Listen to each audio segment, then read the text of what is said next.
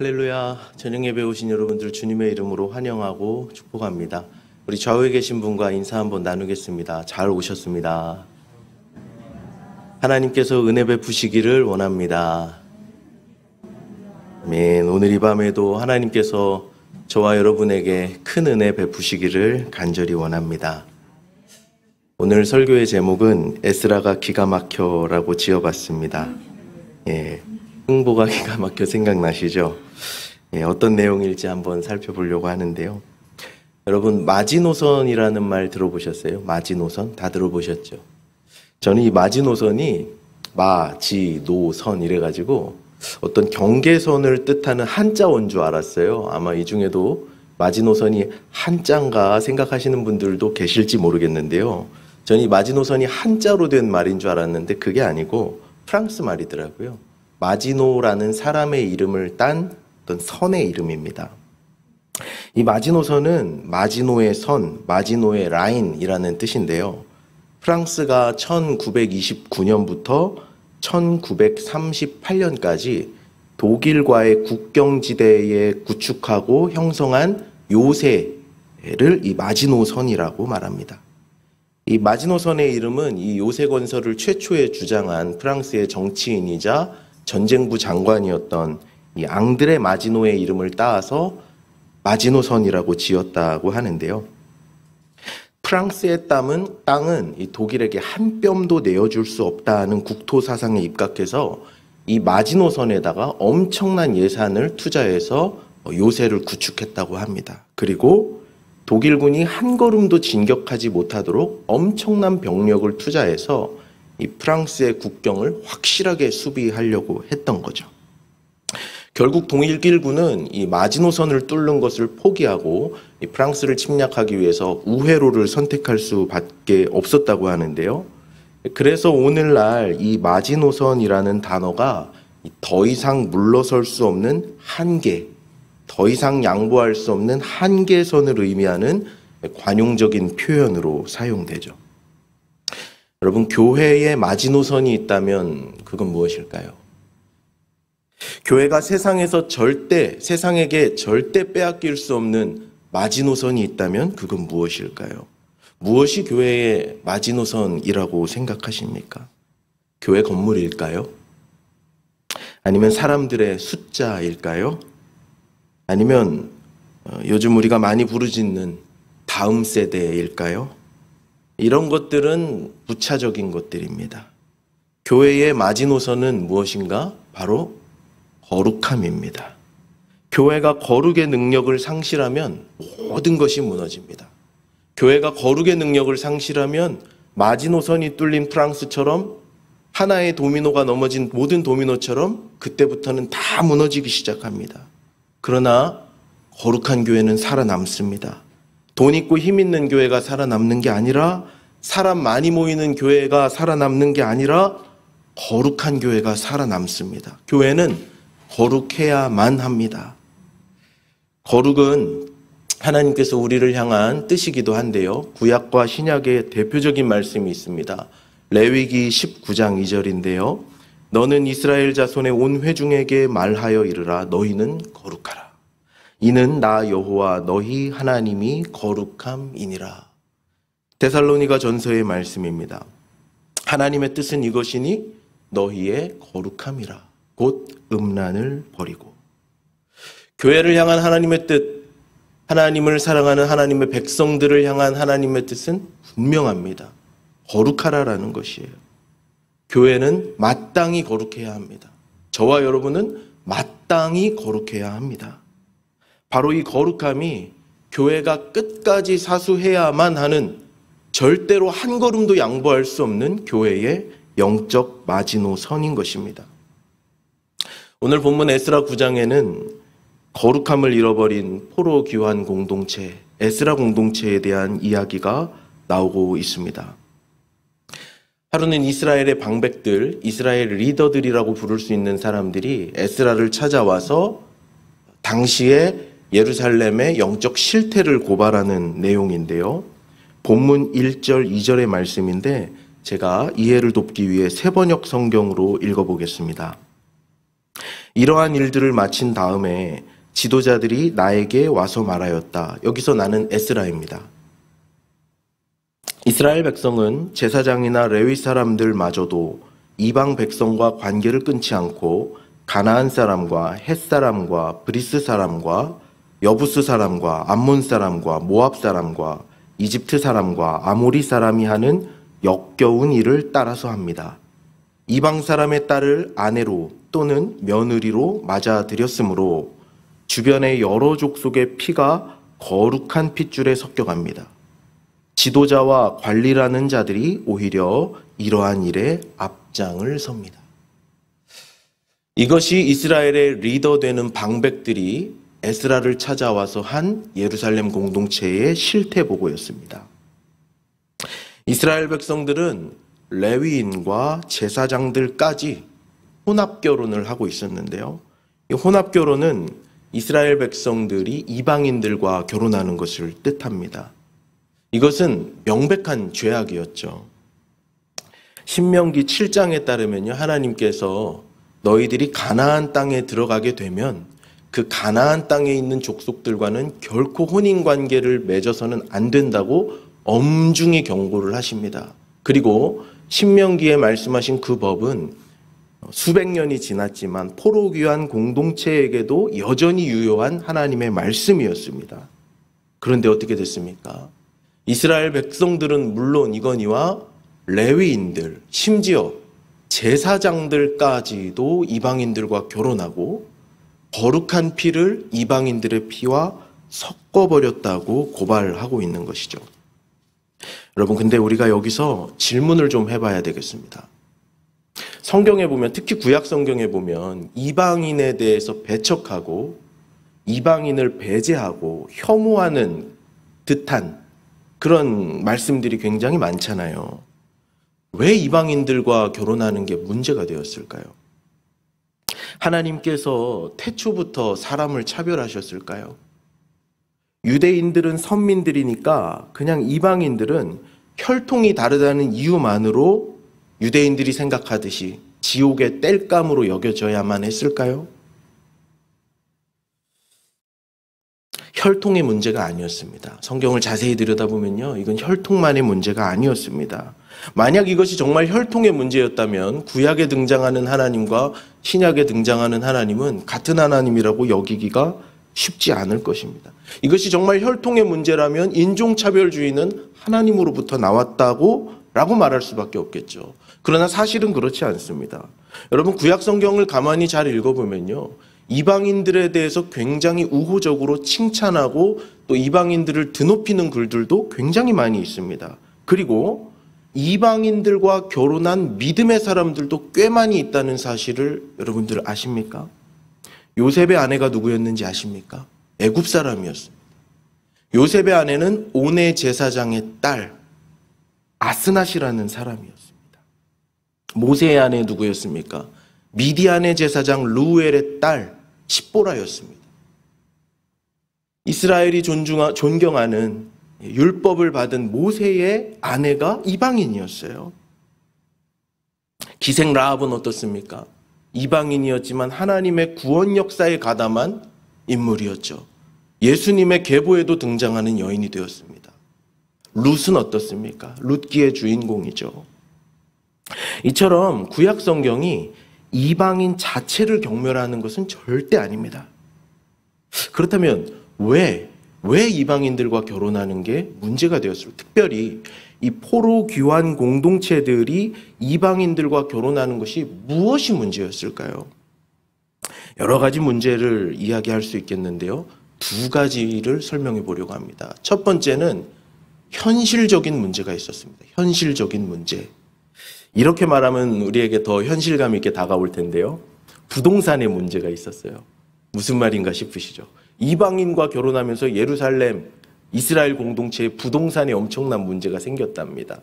땅에 관련된 얘기인데요. 이스라엘 백성들에게 있어서 이 땅이라는 것은요, 기업이죠. 하나님이 주신 영구불변한 기업입니다. 그래서 이스라엘은 아주 유명한 토지법이 있죠. 레위기 19장 23절에 토지를 영구히 팔지 말 것은 토지는 다 여호와 내 것임이니라. 너희는 거류민이요 동거하는 자로서 나와 함께 있다 가는 나그네일 뿐이니까 토지가 니들 것이라고 생각하지 말고 하나님 주신 기업이라 생각하고 영구히 팔지 말라는 율법이 있습니다. 이스라엘의 대표적인 토지법이죠. 그래서 이 토지를요, 이스라엘 백성들 굉장히 거룩하게 생각을 했죠. 나봇 이야기 아시죠? 나봇은 그 토지를 팔지 않으려고 저항하다가, 아합의 권력에 저항하다가 돌에 맞아 죽었습니다. 그 정도로 이스라엘 백성들에게 있어서 이 토지는 하나님 주신 유업 그 자체였어요. 영구히 변경할 수 없는 하나님 주신 거였죠. 그런데 포로기환 공동체가 예루살렘에 다시 돌아와서 이방인들과 혼인하기 시작하니까 이 토지 소유권, 부동산에 문제가 생기는 거예요.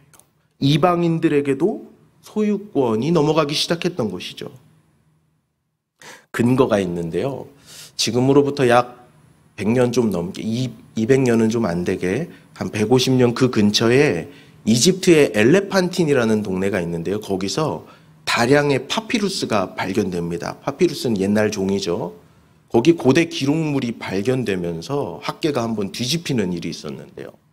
그 파피루스를 읽어보니까 뭐라고 써 있냐면 이 파피루스의 기록 내용이 이 에스라 시대와 50년밖에 떨어지지 않은 바로 그 시대인 거예요. 근데 그 시대에 엘레판틴에서 이만큼의 파피루스가 이제 발견이 됐는데 엘레판틴에도 이집트 땅에도 유대인의 성전이 있다는 기록이 나왔습니다. 깜짝 놀랐어요. 구약을 연구하는 사람들이. 왜냐하면 그 전까지는 이스라엘의 성전은 중앙성소 사상이 있어가지고 예루살렘에만 있는 줄 알았거든요. 근데 그 문서가 등장하면서 이집트 엘레판틴에도 유대 성전이 있었다는 사실이 발견된 거예요. 학자들이 어떻게 추정하냐면요. 예레미야가 포로기 선지자인데요. 예레미야가 어디로 잡혀갔는지 아시죠? 예레미야는 바벨론으로 잡혀가지 않고 이집트로 잡혀갔습니다. 그리고 이집트로 잡혀간 사람들에 대한 기록은 성경이 기록하고 있지 않아요. 바벨론으로 잡혀간 포로기환 공동체와 또 그 땅에 남아있던 사람들에 대해서는 언급을 하지만 이집트로 잡혀간 사람들은 성경이 언급하지 않거든요. 학자들이 추정하기를 엘레판틴 성전은 아마도 이집트로 잡혀간 예레미야를 비롯한 믿음의 사람들이 그곳에서 신앙을 잃지 않으려고 성전을 지었나 보다라고 추정만 합니다. 그런데 그 파피루스에서 나온 내용 중에 또 하나가 재밌는 게 있는데요. 이스라엘 백성들이 이방인들과 혼합결혼을 했다는 이야기가 거기 나오더라는 겁니다. 그러면서 문제가 된 것이 있었는데 그게 뭐냐면 이방인 며느리가 들어오고 이방인 아내가 들어오면서 이스라엘의 거룩한 땅이 이방인들과 소유가 같아진 거죠. 이방인들의 지분도 생겼다는 문제점이 그 파피루스에서 발견되었다고 합니다. 그러니까요, 이방인들과의 결혼은 현실적인 문제가 있었던 거예요. 이스라엘 백성들에게 있어서 결코 포기할 수 없는 하나님이 직접 허락하신 기업이라고 여겨지는 그 하나님의 기업이 이방인들에게 빼앗기게 되는 문제가 되었으니 큰 문제가 아닐 수 없었던 것이죠. 이거보다 더 큰 문제가 있었습니다. 그건 영적인 문제인데요.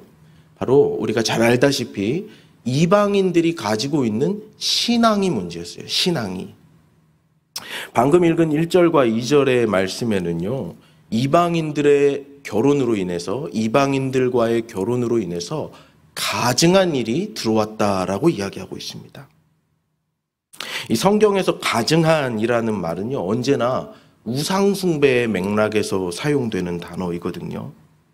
이스라엘 백성들이 이방인들과 혼인을 하게 되면서 그 이방인들이 섬기고 있었던 우상들이 예루살렘 공동체, 에스라 공동체, 그 공동체 안에 들어오게 된 것이죠.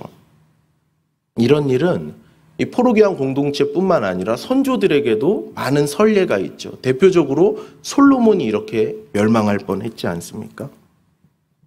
지금 예루살렘과 이스라엘에 거주하고 있는 이 이방인들은요, 그 뿌리를 찾아서 이렇게 올라가면 아수르 왕 살마네셀이라는 사람의 이주 정책으로 인해서 이렇게 내려온 사람들의 후손들입니다.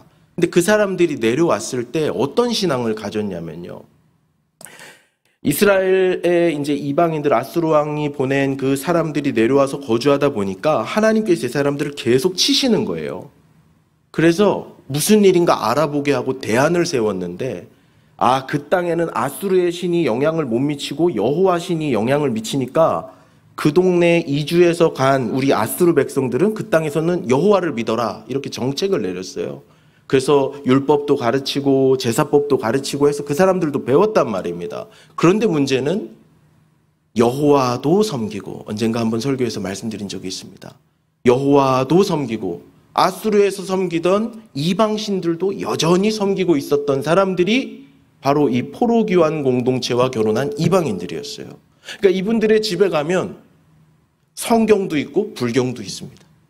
이분들 집에 신방 가보면 십자가도 걸려있고 불상도 있고요. 하나님께 기도도 하면서 로또도 사고, 그런 사람들이 이런 사람들이었죠. 그러니까 이런 사람들과 결혼을 했으니 이스라엘 백성들의 순수한 신앙, 하나님만을 믿고 하나님만을 따르고 하나님 말씀만을 지키고자 하는 그 순수한 신앙이 훼손되는 것은 시간 문제였죠. 이방 민족과의 혼합 결혼이 초래한 더 큰 문제는 바로 이 신앙의 거룩성이 훼손된다는 것이었습니다. 이스라엘 안에 우상 숭배가 들어오고 이스라엘이 지켜야 하는 거룩함이 무너지게 되는 거죠. 이스라엘의 이스라엘다움이 무너진 것입니다. 교회의 교회다움이 훼손된 것이죠. 거룩함을 잃어버린 이스라엘. 이게 더 큰 문제였습니다. 여러분, 에스라 공동체의 혼합 결혼의 문제는요, 비단 이 에스라 공동체만의 문제는 아닙니다. 오늘날 이 땅의 교회에도 여전히 같은 문제가 남아있죠. 오늘날 교회들이 혼합주의 신앙을 선택하면서 하나님도 섬기고 다른 것도 섬기는 모습을 우린 볼 수 있습니다. 혼합주의 신앙을 선택하면서 우리의 거룩함을 잃어버림으로 말미암아 하나님 주신 기업도 잃어버리고 거룩함마저 잃어버린 실정이죠. 제가 교회가 거룩함을 잃어가는 이야기 3가지를 하려고 하는데요.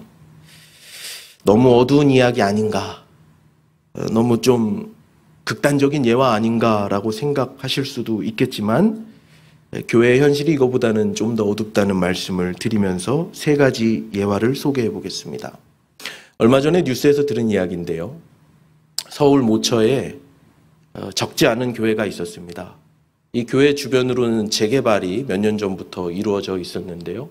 이 교회는 하나님의 성전을 허물 수 없다라는 이유로 끝까지 재개발을 반대했습니다. 그래서 정부에서는 강제 집행을 명을 내렸고요.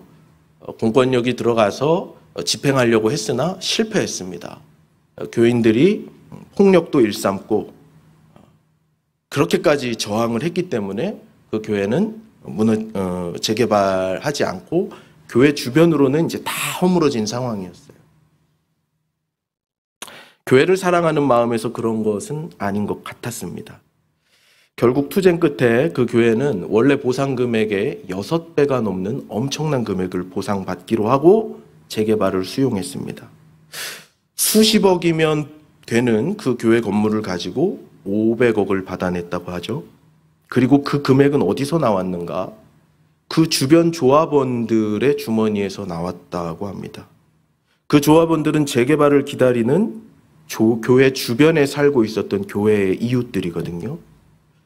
결국 그 교회는 수백억이라는 재산을 이웃들의 주머니에서 갈취한 것 아니고 무엇이겠습니까? 이게 교회 맞는가 하는 생각이 듭니다. 2번째 이야기입니다. 성직자들의 타락은 어제 오늘의 문제만은 아닙니다. 진지하게 쓰여진 교회 역사에 관한 책 한 권만 읽어보면 성직자들의 타락은 2000년 교회사에서 끊임없이 반복되어 온 주제라는 것을 알 수 있는데요. 제가 다닌 신학교 모교에서는 신학생들을 선발할 때 반드시 면접을 합니다. 면접을 하고 인성검사를 하는데요.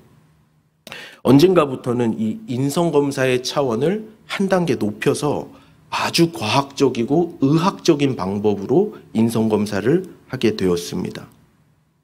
그 검사를 하면요, 이 사람이 사이코패스인지 아닌지, 정서적 결함을 갖고 고칠 수 없는 정서적인 문제가 있는지 없는지, 겉으로 드러나지 않지만 그 인성 깊은 곳에 문제가 있는지 없는지를 파악할 수 있다고 합니다. 굉장히 과학적으로 분석되고 의학적으로 분석되는 검사라고 합니다. 이런 질문이 들죠. 왜 신학생들한테 그런 검사를 할까? 왜냐하면 신학생들 중에도 매년 대형 사고를 치는 사람들이 있기 때문입니다. 신학생 중에서도 기본적인 인성 자체에 문제가 있는 사람들이 있기 때문이에요. 저와 함께 입학한 학생이 하나 있었는데요. 교회 교육전도사로 사역을 나가서 담임 목사님께 꾸중 들을 만한 일이 있었습니다. 그래서 목사님께서 개인적으로 부르셔서, 대선배님 아닙니까? 담임 목사님이시면 당연히 교육전도사라면 교육을 받기도 해야죠.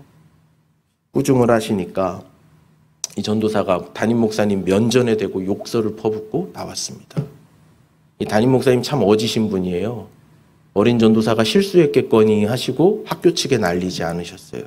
그런데 이 학생이 학교에 와서는 뭐라고 소문을 냈냐면, 교회에 신천지가 있어서 나를 쫓아냈다라고 헛소문을 내고 다녔습니다. 학교에는 그 전도사와 같이 사역하던 다른 전도사가 있었거든요. 그래서 통해서 담임 목사님과 그 교회 당회까지 그 소식이 들어갔고 학교 측에도 전해지게 되었어요. 학교에서는 이 학생을 무기정학 처벌을 했는데요. 제 모교에서는 무기정학이 가장 큰 처벌입니다. 나중에 알려진 사실인데요. 그 학생은 기숙사 생활할 때 다른 전도사님의 아이패드를 도난, 훔쳐갔다는 의심을 받자 칼을 들고 설쳐댔던 사람입니다. 절대로 목사가 되어서는 안 될 사람이죠. 이런 큰 사건들이 저희 학교에 매년 한 건씩은 일어났습니다. 그런데 목회 상담을 가르쳐 주신 은사님께서 그 검사를 도입하고 나서 그나마 줄어드는 것이라고 말씀하셨어요. 성직자들의 문제만일까요? 세 번째 이야기는 미국에서 심우하시는 한인 목회 하시는 목사님의 이야기입니다. 설교학 개론 시간에 설교학 교수님께서 본인의 제자 목사님 이야기를 해주셨는데요. 미국에서 한인 목회를 하시는 제자 목사님이 교수님을 찾아오셔서 한인 목회의 애로사항을 말씀하셨다고 합니다. 연말이 되면 교회에서 큰 싸움이 매년 일어난다는 거예요. 특별히 장로님들이 재정부장의 자리를 놓고 심각하게 싸운다고 했습니다. 싸우는 이유가 더 가관인데요. 재정부장이 되고 나면 교회 재정을 그 재정부장 마음대로 사용한다고 합니다. 장부도 없고 기록도 없고. 역대 재정부장님들이 다 하나같이 횡령해서 자기 용돈처럼 사용했다고 합니다. 그 일을 서로 하겠다고 싸운다는 겁니다. 이 목사님이 너무 서글픈 그 현실에 이것도 교회인가? 내가 목회하는 현실이 이 정도밖에 안 되는가 하면서 날마다 눈물로 기도하면서 쓴 찬양이 하나 있어요. 우리가 잘 아는 CCM이고요. 우리 교회에서도 여러 번 불렀던 찬양인데요. 사순절 되면 이 찬양을 많이 부릅니다. 혹시 이 목사님께 누가 될까 싶어서 오늘은 말씀드리지 못할 것 같습니다. 세 가지 극단적인 예화를 소개를 했는데요. 듣기 불편하시죠? 은혜가 전혀 안 되고요. 답답하시죠? 저 또한 그렇습니다. 그런데요, 제가 설교를 위해서 과장하거나 허위로 말씀드린 것은 하나도 없습니다. 현실은 어쩌면 이거보다 더 어두울지도 모릅니다. 인도의 성자라고 불리는, 물론 우리와 종교는 다릅니다. 마하트마 간디라는 사람이 있죠. 이 마하트마 간디가 이런 말을, 유명한 말을 했습니다. I like your Christ. 나는 그리스도를 좋아합니다. 예수님 이야기를 아는 거예요. 난 그리스도를 좋아합니다. 이 사람은 힌두교인이었거든요. I do not like your Christians. 그러나 나는 그리스도인들은 안 좋아합니다. 왜냐하면 그리스도인들은 그리스도와 너무 다르기 때문입니다. 간디가 이런 말을 했대요. 뼈아픈 일침이죠. 우리가 새겨들어야 할 말입니다. 오늘날 그리스도인들에게서 그리스도의 모습을 찾아볼 수 있는가? 쉽게 예스라고 대답 못하겠습니다. 그래서 교회가 위기입니다. 교회가 하나님을 닮은 모습을 잃어버린 것, 교회가 거룩함을 잃어버린 것, 그것이 가장 큰 문제고 교회 모든 위기의 본질입니다. 저와 여러분에게 세상과는 구별되는 신적인 거룩함이 있습니까? 저와 여러분의 삶은 예수 믿지 않는 사람과 완전히 구별되는, 현저히 구별되는 그 거룩함이 있습니까? 세상은 절대 따라올 수도 흉내낼 수도 없는 신적인 거룩함이 오늘 우리 삶에는 있느냐 하는 질문입니다. 다시 성경으로 들어가 보겠습니다. 하나님께서는 거룩함이 무너져가는 이스라엘 공동체를 사랑하셨습니다. 회복하기를 원하셨어요.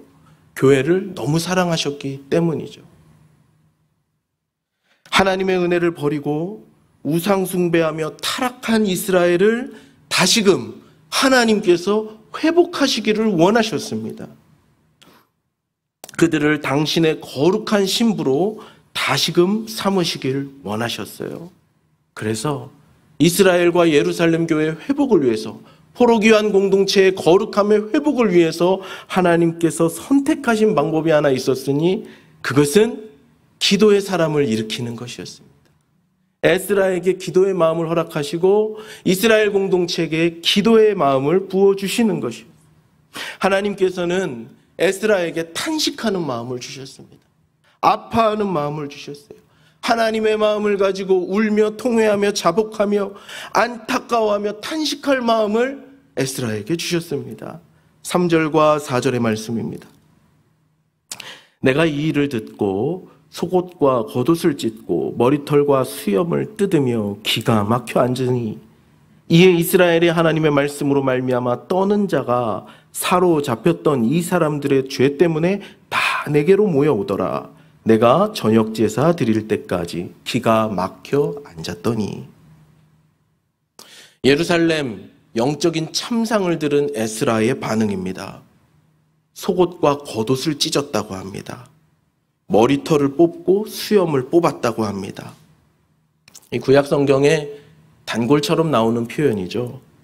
옷을 찢고 수염이나 머리카락을 뽑는 행동들은 또 죄를 뒤집어 쓴다 하는 표현이 있죠. 이런 표현들과 함께 자주 등장하는데요. 이런 행동은 그가 느낀 비참한 심정을 드러내주기도 하고요. 이런 표현은, 이런 행동들은 곧 회개를 상징하는 표현입니다. 회개의 퍼포먼스예요.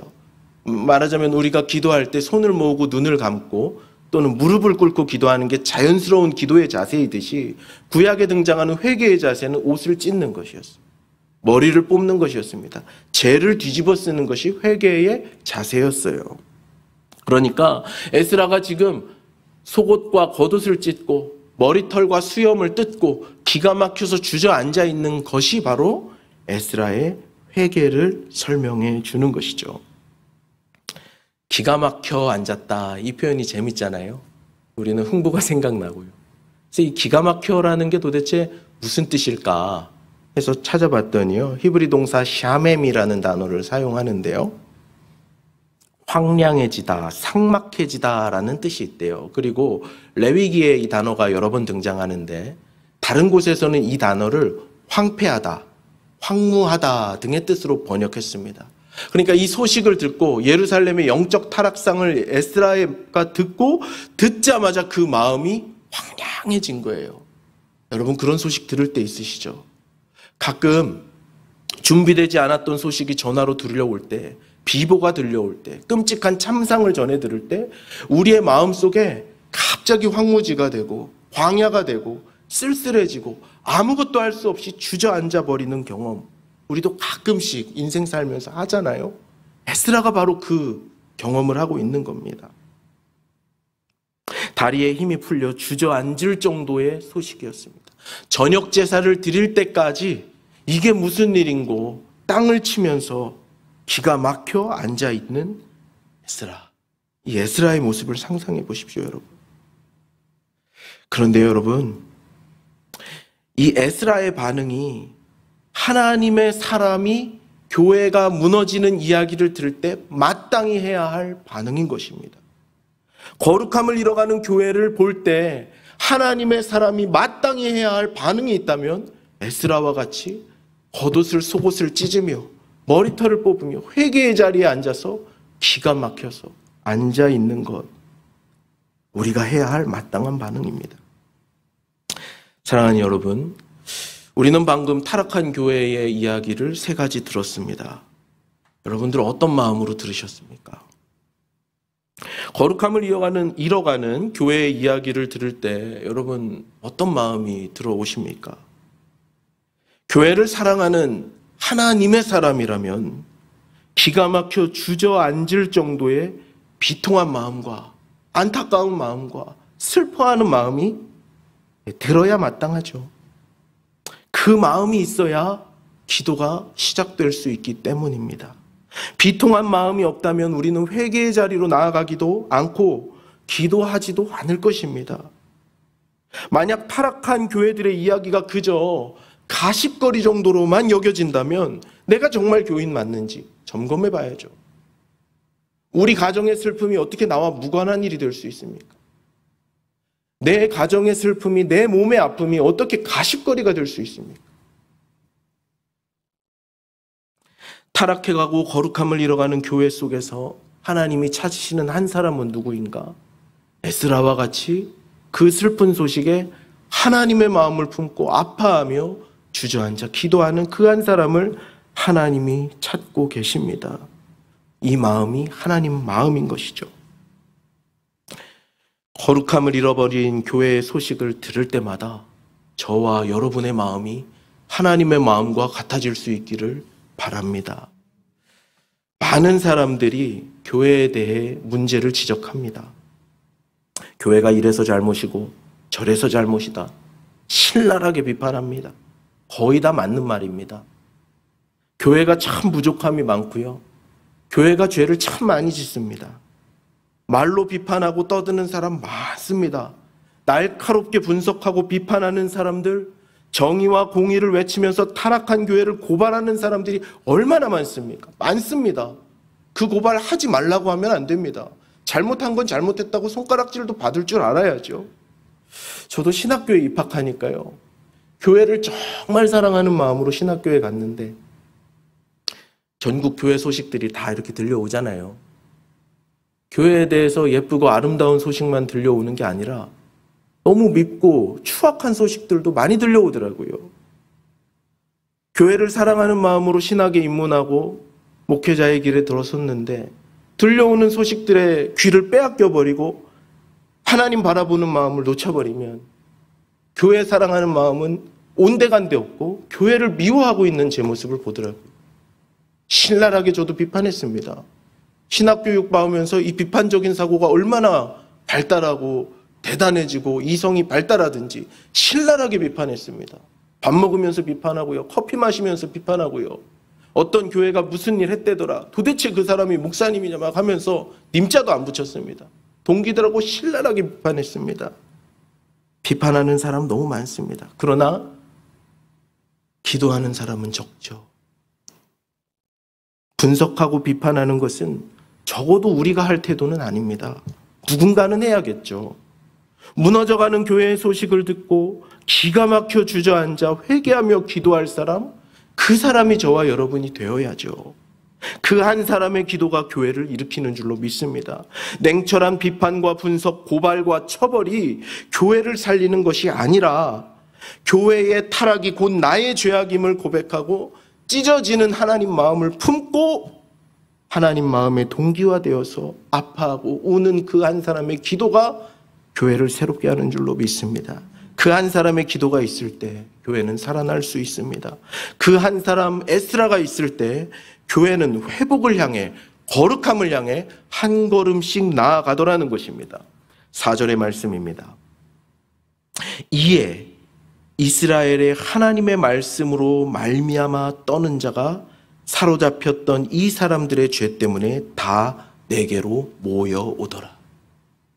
에스라가 머리털을 뽑고 옷을 찢으며 기가 막혀서 자리에 주저앉아 있을 때, 에스라의 회개 기도가 시작되었을 때, 이에 이스라엘의 하나님의 말씀으로 두려워하는, 아직도 하나님의 말씀을 두려워하며 하나님의 율법을 법으로 삼고 하나님의 말씀을 경외함으로 살아가는 그 사람들이 기도의 자리에 동참하더라는 것입니다. 하나님의 말씀으로 떠는 자가 에스라 중심으로 모였습니다. 여전히 하나님의 말씀을 두려워하는 사람들이 남아 있었던 것이죠. 에스라와 함께 교회를 위해 기도하기로 작정한 사람들이 나왔습니다. 모여왔습니다. 이스라엘의 회개운동, 이스라엘의 기도운동이 시작된 것이죠. 이들로부터 예루살렘의 회복의 역사가 시작됩니다. 사랑하는 여러분, 교회를 위해 기도하는 사람들이 여전히 있습니다. 노아의 시대와 같이 모두가 타락하고 모두가 하나님을 버린 것 같아 보일 때도 있습니다. 엘리야 선지자의 탄식처럼 하나님 저만 홀로 남았습니다 라고 고백해야 될 것처럼 현실이 보이기도 합니다. 그러나 기억해야죠. 숨어있는 하나님의 사람들이 여전히 있습니다. 바알에게 무릎 꿇지 않은 7천인의 하나님의 사람들이 여전히 남아있고 오늘도 교회를 바라보며 아파하며 하나님 마음으로 기도하는 숨어있는 기도의 사람들이 있습니다. 제가 청년부를 담당하던 시절에요, 제가 아끼는 리더들에게 반드시 해주는 조언이 하나 있었습니다. 방학이 되거든 아니면 휴가를 얻거든 시간이 있거든 기도원에 너 혼자 한번 가봐라 라고 조언을 해줘요.